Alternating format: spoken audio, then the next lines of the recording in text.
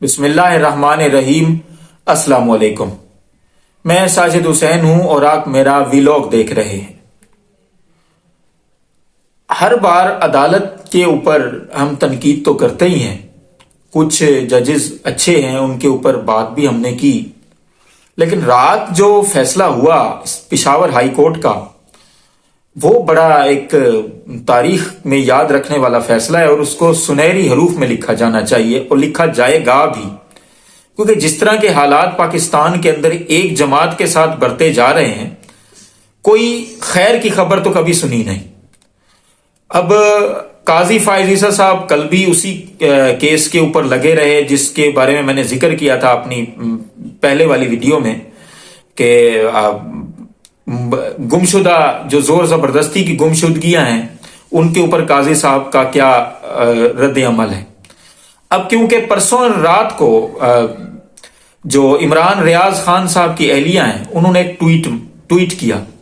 اب ٹویٹ کے اندر وہ لکھتی ہیں کہ قاضی صاحب آپ جرت کریں، مفہوم اس ٹویٹ کا یہی ہے کہ آپ عمران ریاض کو بلائیں، یہ بتائے گا کہ مجھے کون اٹھا کر گیا تھا، مجھ سے کس نے کیا کہنے کی بات کی تھی اور مجھ سے کیسا سلوک ہوا، اس کو بلائیں۔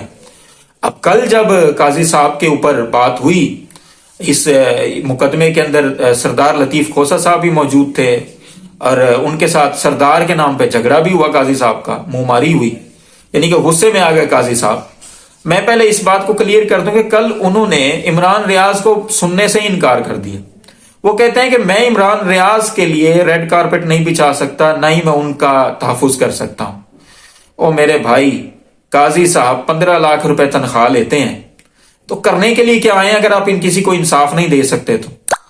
دوسری طرف آپ دیکھیں تو قاضی صاحب نے مطلب کہ ہر ممکن کوشش کی کہ پی ٹی آئی کے اوپر یہ بات ڈال کے لیون پلینگ فیلڈ کے اوپر پی ٹی آئی کو جو ہے وہ مزید رگیت دیا جائے، لیکن دلائل اور ثبوت اتنے کافی تھے کہ قاضی صاحب کو مجبوراً نوٹس جاری کرنے پڑے آئی جی پنجاب اور باقی مزید آفیسران کو جو اس معاملے میں آتے ہیں۔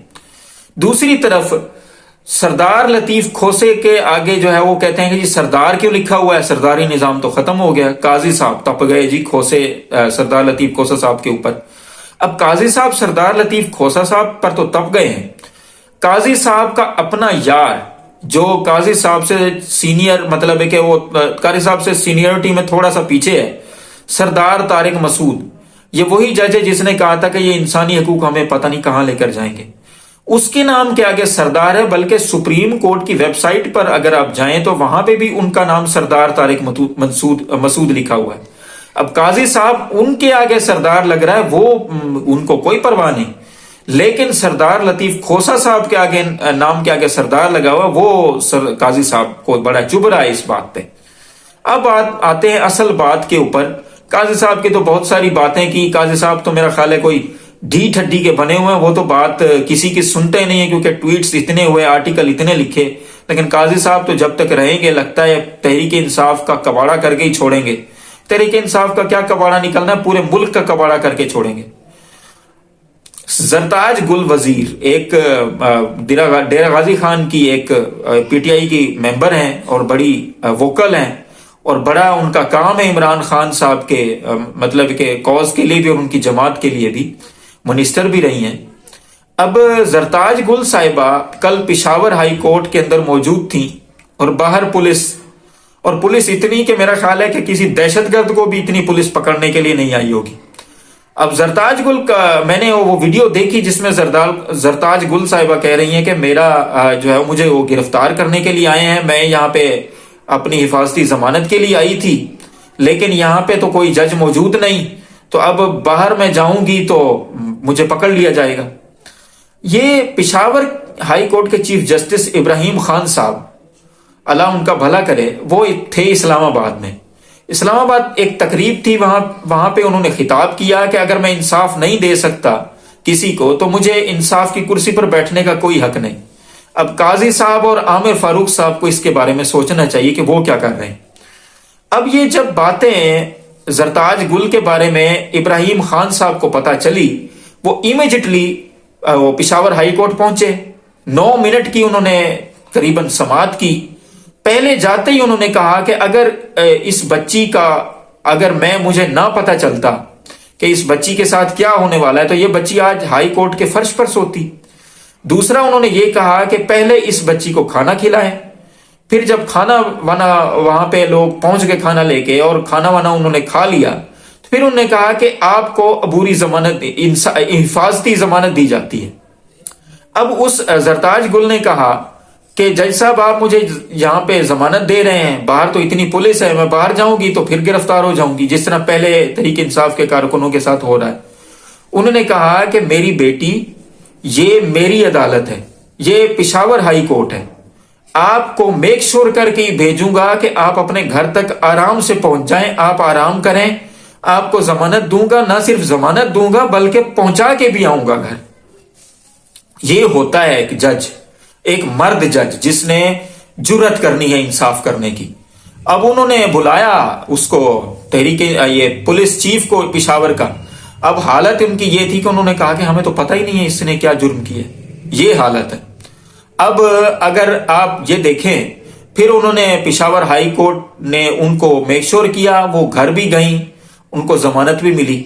अब इस पर बड़ी बातें हो रही हैं, बड़े लोग जो है वो इस बंदे को, इब्राहिम खान साहब को अप्रिशिएट कर रहे हैं, और ये बात वाकई अप्रिशिएटेबल है, क्योंकि एक बंदा इतना मुश्किल दौर में एक मर्दाना वार उसने, मतलब है कि एक फैसला उसने ऐसा किया जिससे उसको कॉन्सिक्वेंसेस भी भुगतने पड़ सकते हैं, लेकिन उसने इस बात का कोई खौफ नहीं रखा।